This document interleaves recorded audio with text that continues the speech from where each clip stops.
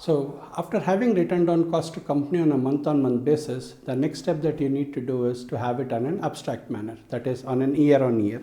So that will also give you clarity with regard to the increase that has been seen in your cost to company on an year-on-year growth. Now, the CEO of a company should always try to reduce the cost to company. How is he going to do that? Keeping in mind the quality and the sales that needs to happen. So that is where the procurement team comes into existence. For example, if you are into manufacturing, your procurement team needs to give you clarity from where the best quality can be brought in and at what lesser price, and even the terms and conditions with the vendors. That is where your cost to company abstract can be brought in down. Otherwise, it will always be usually on a higher side that keeps on an upper graph, the same way how your revenues are going, because for every 1000 rupees sale that happens, if 700 rupees is the cost to company, so both of them will travel on a parallel manner.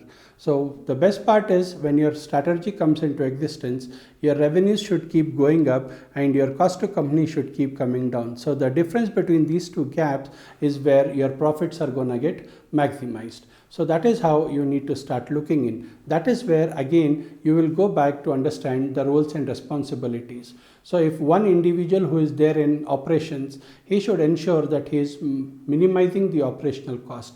That is how he should also be given targets.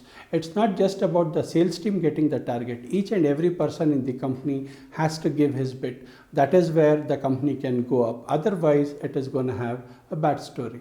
Now, when it comes to the abstract also, you can also decipher for selling so much, this is what your cost to company is. The minus of these two is going to give you, this is what is being left in. So you can easily divide in to understand this is what my procurement cost per product is and this is what my revenue per product is going to be. The revenue minus the cost of the company will give you what is the bottom lines, which we will be talking about in the next sheet or in the next video for cash flow.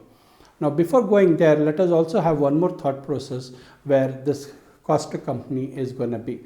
Remember, cost to company is directly connected with the amount that you are spending for getting the product into a finished product, from the raw material to a finished good. So if you try to maximize, what all ways can you use in for maximizing?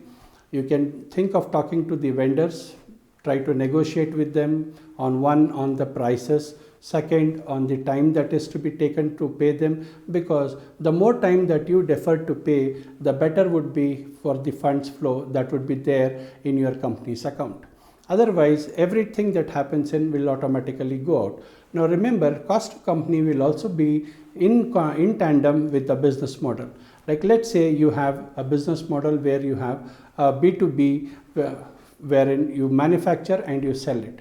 Now what happens here is the cost to company that is put across for manufacturing a chair is going to be minus the total amount that you have sold in for one chair to a corporate company. The same way happens in terms of e-commerce when you have various models like zero inventory, drop and ship, or a marketplace. So the same way is where your cost to company is going to be affected with the same kind of revenues. The difference between these two will give you how much profits are being realized, and that is where you can even have a call on average revenue per hour that is being realized. So that is how cost to company abstract is going to be a crucial piece in the cash flow management before we get into the next video of how the cash flow needs to be written down. Thank you.